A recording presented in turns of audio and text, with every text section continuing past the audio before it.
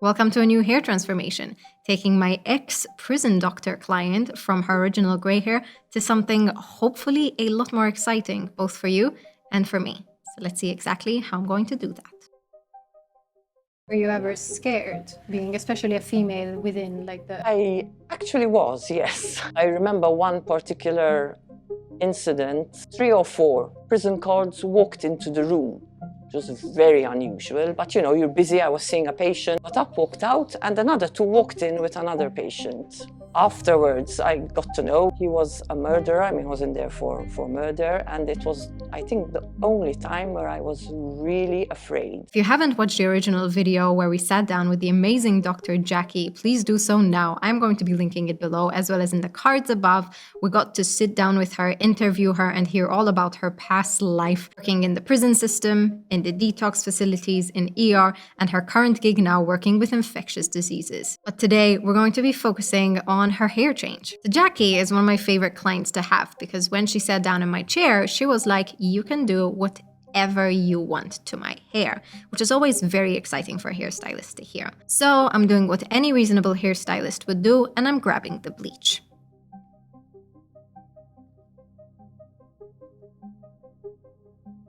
I'm looking to lighten her hair pretty much to a nice even base, somewhere around level 9, 10, because I think I want to go for something super bright at the end of it, but something maybe on the warm side. That means that I do not need that super ice cold white. I can work with kind of like a banana yellow. So I'm starting here with a 10 volume developer and my very favorite Schwarzkopf Blonde Me Bleach, both of those available on Amazon, which makes me super happy because a lot of salon quality hair products are only available to hairstylists and professionals within the industry. So knowing that my favorite bleach and developers are available to the general consumer makes me really happy. So if you want, it's down below. So I'm starting by laying it all over her hair, on the outside of her hair. And what I mean by that is I'm just taking the bleach on my favorite paintbrush inspired from Marbrush, and I'm just laying on the bleach super thick. Once I have her entire head coated, it's time to start the due diligence process where we actually saturate her hair with bleach. The one thing I noticed from having a buzz cut and having super short hair is that while you think it's actually easier to dye the hair, it's actually a lot trickier because the product does not go down and penetrate as you imagine it would. Because the hair is so short, you cannot take regular partings and apply the product where you want to. You literally have to push it in because otherwise it'll just sit on the surface of the hair. And that's what was happening with Jackie's hair over here. So I'm taking a comb and I'm brushing and distributing the bleach over and into her hair and effectively on her scalp. One of the things that you might have heard repeated about bleach application is to avoid placing it on the scalp.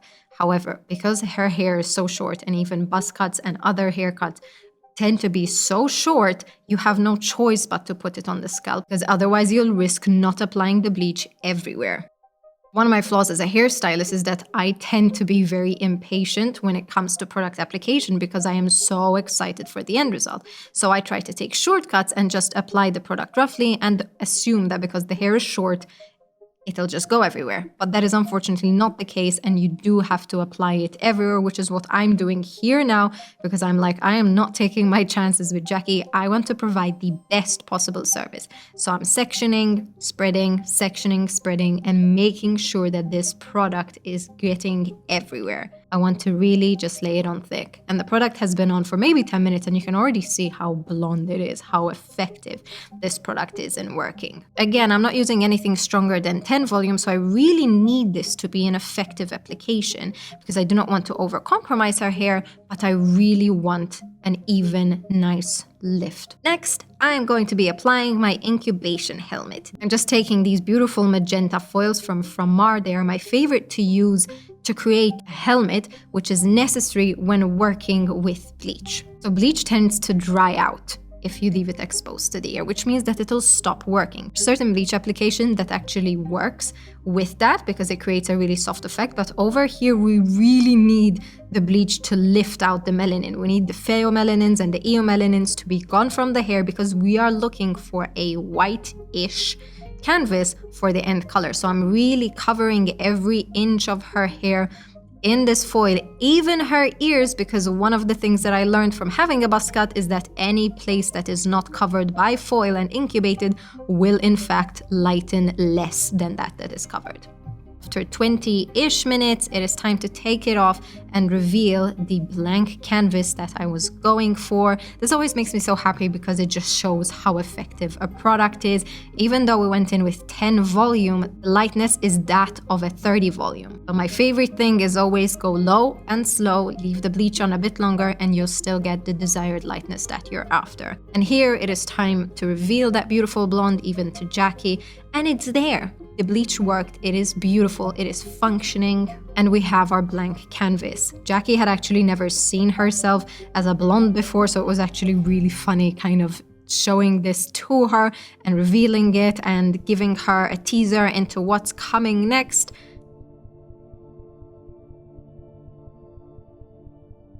Again, when Jackie told me that she is giving me a blank canvas, she is eager to go with anything, I was like, okay, then it's time for electric neon pinks. So I selected 3 of my pink colors, 2 from Arctic Fox and 1 from Splat, and I went to it. I got inspiration from my bokeh-inspired beauty blender buzz cut moment because I thought that that could be a really fun way to showcase the 3 different pink colors, still kind of distinguishing that there are different colors in the hair, but not really having a concrete kind of guidelines or direction. I was just applying the 3 different colors of pink in kind of circular splotches onto the hair and creating kind of a super bokeh blended abstract pink look. Whenever I am applying any sort of a design work, I came to the realization that traditional hair tinting brushes do not have the flexibility and the precision that traditional painters brushes do. So I actually went to an art store and I picked up 3 squirrel hair or synthetic fiber hair paint brushes, and I'm actually applying the paint with those. This is allowing me that extra precision that I could not get with a traditional hair painting brush. Because she had longer hair on the top, I thought that it deserved kind of a different application. So I'm applying the darkest color pink just on the tips using very feather light movements. And I'm really just coating the last 1 or 2 centimeters of her hair before going in with the lighter pinks on the roots and blending that down to her scalp. This is going to create a kind of a negative gradient effect where the lighter hair is at the root and the darker hair is at the tip to create a sort of a dimensional effect. You can kind of start seeing it here, but I think that in combination with the bokeh beauty blender application on the sides really creates an interesting story when it comes to product application. I'm repeating both of these steps down as I move further down her hair, going down to her nape, again kind of doing a mix of the beauty blender application and the darker / lighter dye application and making sure that everything is covered. Once again, I am performing my due diligence. I am making sure that every section is coated with dye because it has happened to me personally where I did not apply enough dye and I would have to re-dye the hair just because of one tiny patch. I really want to learn from my mistakes, learn from my errors, learn from the flaws that I have and make sure that when performing them on actual clients, on actual separate other individuals, that I do not perform these errors on them. So I'm really making sure that everything is coated, everything is applied evenly, and just continuously blending and applying and blending and applying.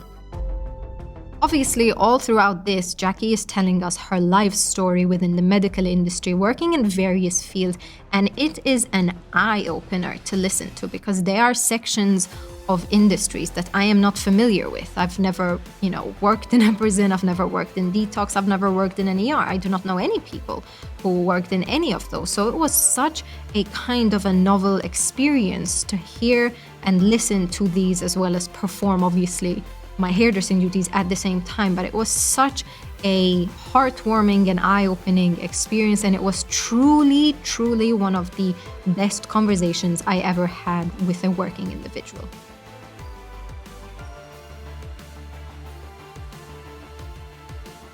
After I rinsed off the color, because I did not actually wash this with any shampoos or conditioners, it was time for the makeup, and I actually hired the wonderful Gia for my makeup artist so that she can create something really amazing on Jackie. And I just told her, look at her hair, get inspiration, and then create whatever you want. Be free. Do whatever. And she delivered. She took inspiration from the bold pink hues that Jackie had in her hair. The transformation is so observable. It is so there. It is such an elevating thing that it still shocks me to this day. And I'm very used to transformations. It always kind of takes me by surprise when someone fully changes appearance. And not just appearance, but entire kind of personalities with a simple appearance change. So it always kind of makes me appreciate my job, because appearance makes up so much of who a person is. And if I could deliver something truly powerful and truly amazing to represent who Jackie is, I would be happy. I'm finishing off her hair with a bit of the R&co dry shampoo paste, which I have tried once before, but I really didn't like it. And unfortunately, I didn't really like it here either. It really didn't deliver how I wanted it to. But anyways, I thought I'd give it a go. And then it was time for the very final reveal, which is always a bit nerve-wracking because it is a transformation. I think she likes it. I think she likes it. I genuinely think she might enjoy what she is seeing. She was so happy when she saw herself in the mirror. I think it genuinely took her by surprise because we wouldn't let her look in the mirror at any point towards the end. The final look, I think, so beautifully encapsulates who she is. She is bold. She doesn't fit into any category. She is a woman of her own. She is a well-established woman of her own. And I feel the hotness and the kind of chaoticness of the pinks on her hair really kind of encapsulate that and add on to who she is as a person. I think Jackie is one of the most established people in the career, and it was an absolute joy for me to have her sit down in my studio and let me play with her hair. If you haven't watched the full video, please do so now, because it was an absolute joy to produce. And as always, stay tuned for more, because we have a ton more careers that we have yet to dissect. So I'll see you in my next video.